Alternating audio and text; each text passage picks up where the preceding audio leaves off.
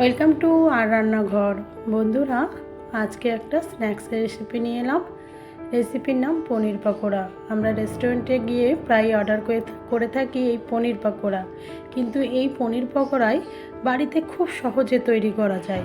আমি যেদিন প্রথম পনির পকোড়া বাড়িতে করেছিলাম, আমি নিজেও অবাক হয়ে গেছিলাম যে রেস্টুরেন্টের পাওয়া এই পনির পকোড়া আমি বাড়িতেই এত সহজে করতে পারি। চলুন দেখি কিভাবে করলাম। প্রথমে পনিরগুলো দেখুন স্লাইস করে কেটে নিলাম। আমি আগেই বলেছি আমার পনিরের প্রত্যেকটা সাইজ আলাদা আলাদা ছিল, সেই অনুযায়ী আমি কিন্তু পনিরটা করলাম। যেভাবে বাজার থেকে কিনতে পাওয়া গেছে সেইভাবেই আমি সেইগুলোকে অ্যাডজাস্ট করার চেষ্টা করেছি। প্রথমে পনিরের মধ্যে আমি দেখুন এইটা জলের মতো যেটা দিচ্ছি, এটা লেবুর রস। সাদা বলে ভিডিওতে অতটা বোঝা যাচ্ছে না। তারপর দিয়েছি স্বাদ মতো লবণ,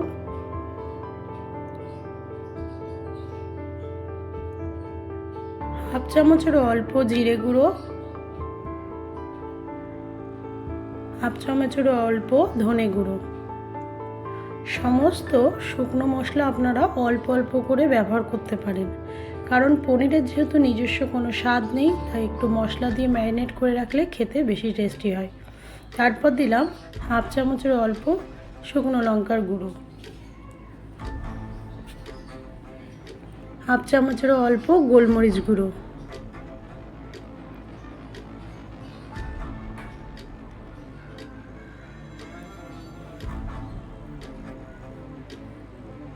সব কিছু দিয়ে একটু ভালো করে পনিরটাকে মাখিয়ে রেখে দেবো কিছুক্ষণের জন্য। চামচ দিয়ে পনির মাখানো যাবে না, আমি হাতই ব্যবহার করলাম। এমনিতেই আমার মনে হয় স্পর্শ দিয়ে রান্না করলে টেস্ট একটু আলাদাই হয়। সেই স্পর্শটা হলো ভালোবাসার স্পর্শ। কারণ আমি আগেও বলেছি আমার মেয়ে একটু ভোজন রসিক, সে খেতে পছন্দ করে, তবে খুব বেশি পরিমাণ খায় তা নয়, কিন্তু সব রকম খাবার খেতে পছন্দ করে। তার জন্যই আমার এই রান্নাবান্না।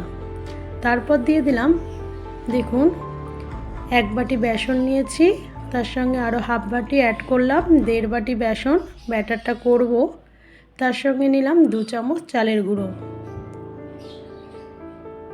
এরপর নিলাম জোয়ান, হাতে করে ক্র্যাশ করে জোয়ান দিয়ে দিলাম। আপনারা কালো জিরেও ব্যবহার করতে পারেন। স্বাদ মতো লবণ,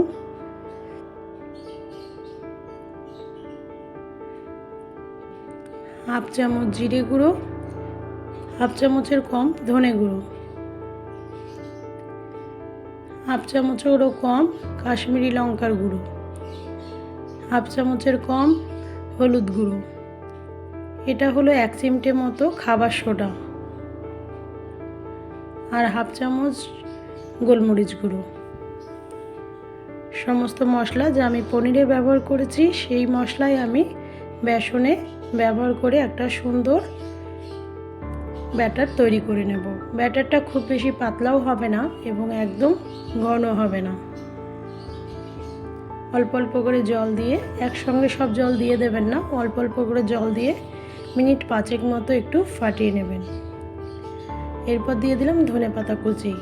অপশনাল, থাকলে দেবেন, না থাকলে না দিলেও চলবে।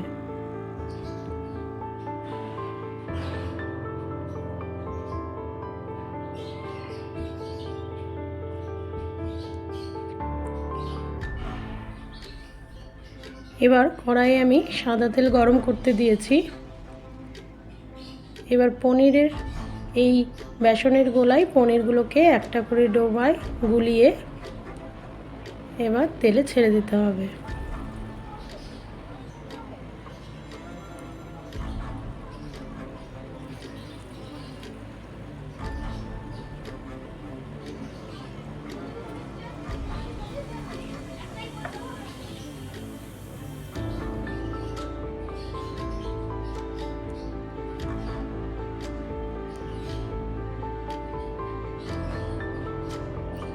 দেখুন এপিট ওপিট উল্টে একটু লাল লাল করে ভেজে নেবেন। আপনারা যদি বাড়িতে এইরকমভাবে পনির পকোড়া করে খান, আমি বলছি আপনারা আর কিন্তু বাইরের খাবার খাবেন না। কারণ বাড়িতেও যে পনির পাকোড়া এত সুন্দর বা টেস্টি হয়, আমি যে বছর প্রথম করেছিলাম বা যেবার প্রথম করেছিলাম আমি নিজেও অবাক হয়েছিলাম। তখনই মনে হয়েছিল যে বাইরে গিয়ে খাওয়ার কোনো প্রয়োজন নেই, কিন্তু মাঝে মাঝে বাইরেও যেতে হবে মন ভালোর জন্য।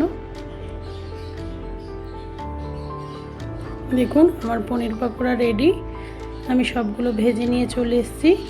এরপর সসে ডুবিয়ে শুধু খাওয়ার পালা। আপনাদের যদি আমার এই রান্নাগুলো ভালো লাগে প্লিজ অন্যদের সাথে শেয়ার করবেন এবং আমার পাশে থাকবেন।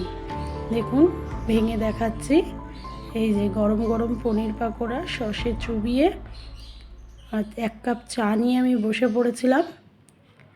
আপনারাও এইভাবে করুন।